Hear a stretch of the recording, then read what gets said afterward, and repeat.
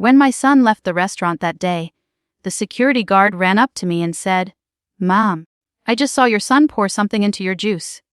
My hands froze around the glass. For a second, I thought I misheard him. My son, my own flesh and blood, the same boy I raised, protected, and loved through every hardship. What kind of mother has to question whether her own child just tried to harm her? Tell me honestly, if you were in my place, what would you have done? I can still remember how everything started. Long before that afternoon, before the betrayal, before my heart shattered into 1,000 pieces. I'm a 48-year-old single mother, and for most of my life, my world revolved around my son Ethan. His father left when he was 8, walking out one rainy night and never coming back. From that day, I promised myself I would never let Ethan feel abandoned again. I worked 2 jobs, sometimes 3, to keep him in a decent school and to make sure he never felt the kind of pain I did. He was a bright, sweet boy. Quiet, shy, always hugging me goodnight. But over the years something changed. It started after he turned 18. He began hanging out with people I didn't recognize. Older men with expensive cars and empty eyes. He'd come home late, smelling like smoke and cheap cologne. His grades dropped, his temper got shorter, and that sweet smile that used to melt my heart was replaced with a cold smirk. I tried talking to him, I really did. Every time I'd ask what was wrong, he'd snap, "Stop controlling me, Mom! I'm not a kid anymore." Then he'd slam the door, leaving me standing there with tears in my eyes. I blamed myself. Maybe I worked too much, maybe I wasn't there enough. I thought he just needed space. I didn't realize how dark that space had become. One night, I was cleaning his room while he was out, and I found a small bag of white powder hidden inside one of his shoes. My stomach dropped. I knew what it was, even though I didn't want to believe it. Drugs. My boy, my Ethan, was using. When he came home, I confronted him immediately. He denied it, of course. Screamed, cursed, called me names I never thought I'd hear from his mouth. He told me it wasn't mine to touch, that I was snooping like some controlling freak. I was shaking, terrified, begging him to let me help. But he stormed out and didn't come home for 3 days. I stayed awake every night, praying he was safe. When he finally came back, he looked pale, hollow-eyed, but I didn't scold him. I just hugged him and told him I loved him. I thought love would be enough. I was wrong. Months passed, and I began noticing money missing from my purse. Small amounts at first, 20 here, 40 there, then larger sums. I wanted to believe I was just forgetful, but deep down I knew. I confronted him again, and this time he didn't deny it. He just looked at me with this empty expression and said, "You owe me, Mom. You owe me for all those years Dad wasn't around." That line broke something inside me. Owe him. For raising him alone. For giving up everything to make sure he had a roof over his head. But I stayed silent. I couldn't fight my own son. The tension between us grew unbearable. He'd disappear for days, then show up acting overly sweet, like he was trying to manipulate me. "Hey Mom, let's grab lunch together." "My treat," he'd say, flashing that fake grin. I wanted so badly to believe he was trying to mend things. So, when he invited me out to a nice restaurant one Saturday afternoon, I said yes. Maybe this was the start of something new. Maybe he finally realized how much I loved him. He was unusually calm that day, almost too calm. He kept complimenting me, asking about my work, even laughing at my stories like he used to when he was little. I felt hope blooming again. I remember thinking, this is my boy, he's coming back to me. The waiter came and Ethan insisted on ordering everything. Appetizers, the main course, even a fancy fruit juice for me. He kept saying, "You deserve it, Mom. You've done enough for me." It almost brought me to tears. But then, after we finished eating, he got a phone call. He looked tense and said he needed to step outside for a minute. He told me to stay and finish my drink. I nodded and smiled, feeling proud that he at least thought of taking me out. That's when the security guard approached. "Mom," he said quietly, leaning toward me. "I don't want to alarm you, but I saw your son pour something into your drink when you went to the restroom earlier." My heart stopped. I felt the air leave my lungs. "What do you mean?" I whispered, trembling. He looked around, then said, "I don't know what it was, but he looked around before doing it. I checked the cameras to be sure. I just sat there frozen, staring at my half-empty glass of orange juice. My mind was screaming no. Not Ethan. Not my son. He offered to show me the footage, and my hands were shaking as we walked to the back room. The screen flickered to life, showing me sitting down, then leaving for the restroom. Seconds later, Ethan took out a small vial from his pocket, looked around nervously, and poured a clear liquid into my glass. I almost collapsed. The guard caught me as I stumbled backward. I felt sick, betrayed, terrified.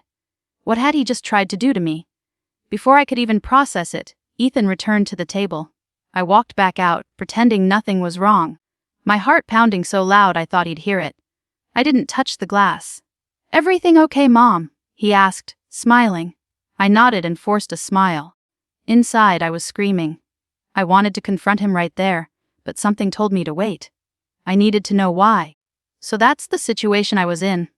Sitting across from my son, pretending everything was fine, while the glass of juice between us felt like a bomb. And I had to make a choice: should I expose him right there, or wait and find out what pushed him to this point? Before I tell you what I did next, I want you to pause for a second and tell me in the comments. What would you have done if your own child betrayed you like that? Would you call the police, confront them, or stay silent and dig deeper? I decided to play along. When the bill came, I excused myself, saying I needed the restroom again. I took the untouched juice with me and quietly asked the manager to keep it safe for testing. Then, I called a friend of mine who works at a hospital lab. She agreed to run a toxicology test on it discreetly. I returned to the table smiling, acting normal. "Ready to go?" Ethan asked. "Yeah," I said softly. "Thanks for lunch, sweetheart." I hugged him, and in that hug I realized he had no idea I knew. That night, I couldn't sleep. My hands kept shaking. Every memory of Ethan as a child flashed through my mind. His first steps, his laughter, how he used to run into my arms after school.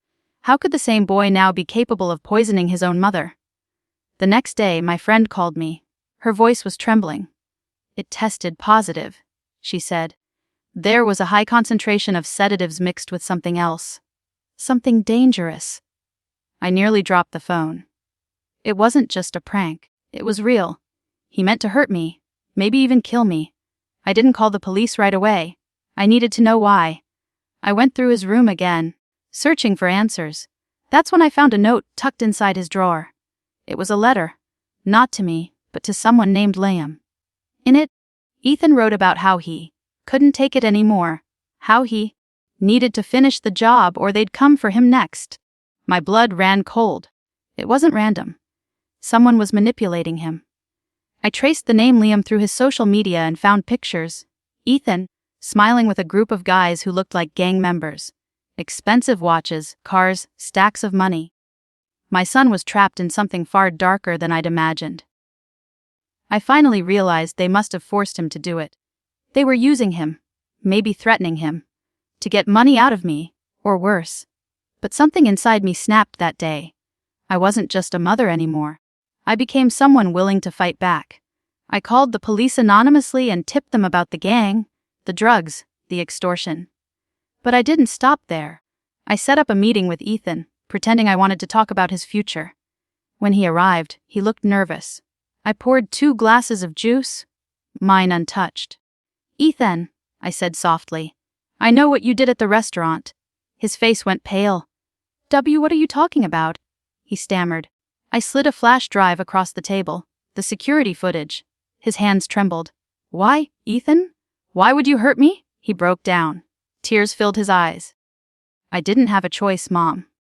They told me if I didn't do it, they'd kill me. They made me take money from you. Made me do things I didn't want to do." He covered his face, sobbing.